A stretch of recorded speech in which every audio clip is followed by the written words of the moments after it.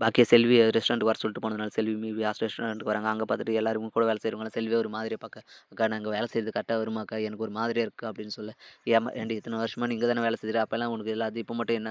அதெல்லாம் ஒண்ணும் பிரச்சனை இல்ல வா அப்படின்னு சொல்லிட்டு பார்த்தீங்கன்னா, வேலை செய்ய விடுறாங்க. அவங்களுமே ஒத்துக்கிட்டு வேலை செஞ்சுருக்க டைம்ல தான் வீட்லேருந்து கால் பண்றாங்க. என்ன ஏதுன்னு கால் போய் எடுத்து பேச அந்த டைம்ல தான் பார்த்தீங்கன்னா, ஆகாஷ வந்து 2 பேரும் அடிச்சு போட்டு போயிட்டாங்க. ஹாஸ்பிட்டல்ல சேர்த்திருக்கோம் அப்படின்னு இத கேட்ட செல்வி பார்த்தீங்கன்னா, ரொம்ப பதறி போய் சொல்ல உடனே பார்த்தீங்கன்னா, பாக்கியாவும் செல்வியும் ஹாஸ்பிட்டலுக்கு போறாங்க. அங்க போய் ஹாஸ்பிட்டலுக்கு போய் பாக்கியா பார்த்துட்டீங்கன்னா, ஆகாஷ் கிட்ட யாரா உன்ன செஞ்சது? எதுக்காகடா இப்படி மாட்ட? அப்படின்னு சொல்ல உடனே பார்த்தீங்கன்னா, தன்ன அடிச்சது வந்து கோபியும், எழிலும் தான் அப்படின்னு சொல்ல உடனே இத கேட்ட பாக்கியா பார்த்தீங்கன்னா, ரொம்ப ஷாக்கிங் ஆகுது. என்னடா இது அடிச்சிருக்காங்க. நீ ஆனா சொல்ல வேண்டியது தானே அப்படின்னு சொல்ல, நான் சொன்னேன் ஆன்ட்டி. ஆனா அவங்க சொல்ற பேச்சு கூட கேட்காம அடிச்சு அடின்னு அடிச்சுட்டாங்க அப்படின்னு சொல்ல உடனே பாக்கியா பார்த்தீங்கன்னா, செம கோவத்துல, இரு எனக்கு கொஞ்சம் வேலை இருக்கு அப்படின்னு சொல்லிட்டு வீட்டுக்கு வராங்க. வீட்டுக்கு வந்து பார்த்தீங்கன்னா, எழில கூப்ட்டு, "ஏன்டா நீ பெரிய ரவுடியா? எதுக்காகடா போய் ஆகாஷ அடிச்ச?" அப்படின்னு சொல்ல, "அம்மா அவன் செஞ்ச வேலைக்கு நான் இன்னும் கொஞ்சிட்டு இருப்பாங்களா? அவன எவ்வளோ ஃபர்ஸ்ட்டு வந்து சமாதானம் பேச தான் போனான். ஆனா அவன் இருந்துட்டு கூட கூட பேசிட்டே இருந்தான். திமிரா பேசுனதுனால தான் கோவம் தாங்க முடியாம அடிச்சுட்டேன். இதுல என்னம்மா தப்பு இருக்கு?" அப்படின்னு சொல்லி திருப்பியுமே சொல்ல, இதனால பாக்கியா பார்த்தீங்கன்னா, ரொம்ப டென்ஷன் ஆகி அவள போட்டு அடிச்சிடுறாங்க.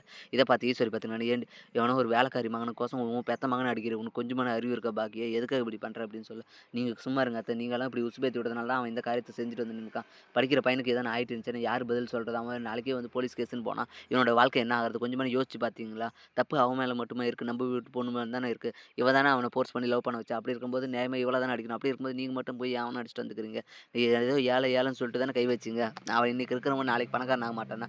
நாளைக்கே அவன் ஸ்டேட்டஸ் உயர்ந்துட்டானா, அப்ப எங்க கொண்டு போய் வச்சுங்க மூஞ்சிய? அதனால வந்துட்டு அவன் செஞ்சது தப்பு தான் அப்படின்னு சொல்ல உடனே கோபி பார்த்தீங்கன்னா டென்ஷன் ஆயி, "பாக்கியா என்ன பேசுற நீ? அவன் எப்படி நம்ம பொண்ணு லவ் பண்ணலாம்? இவளே சொன்னாலுமே அவனுக்கு எப்படி புத்தி இல்லாத போயிடுச்சு? நம்ம வீட்ல பத்த பாத்திரம் தேய்க்கிற மகன் நம்ம பொண்ண லவ் பண்றத இத நீயும் அக்செப்ட் பண்ற பார்த்தியா? அதான் என்னால ஜீரணிக்கவே முடியல அப்படின்னு சொல்லி கோபி சொல்ல, நீங்க வாய மூடுங்க. இங்க நடந்த எல்லா விஷயத்துக்குமே காரணம் நீங்க தான். உங்களால தான் அவன் இப்படி கெட்டு போயிருக்கான். அப்ப நான் பொறுப்பா புத்தி சொல்றத விட்டு போட்டு நீங்களும் கூட சேர்ந்து அவன போய் அடிச்சிருக்கீங்க. ஃபர்ஸ்ட்டு எல்லா தப்பும் உங்க மேல தான் அப்படின்னு சொல்லி கோபி மேல திருப்ப உடனே பார்த்தீங்கன்னா ஈஸ்வரி இருந்துட்டு, இப்ப என்னத்துக்கு இவன திட்டுற? ஃபர்ஸ்ட்டு அவன அடிச்சதே என்னால தாங்கிக்க முடியல.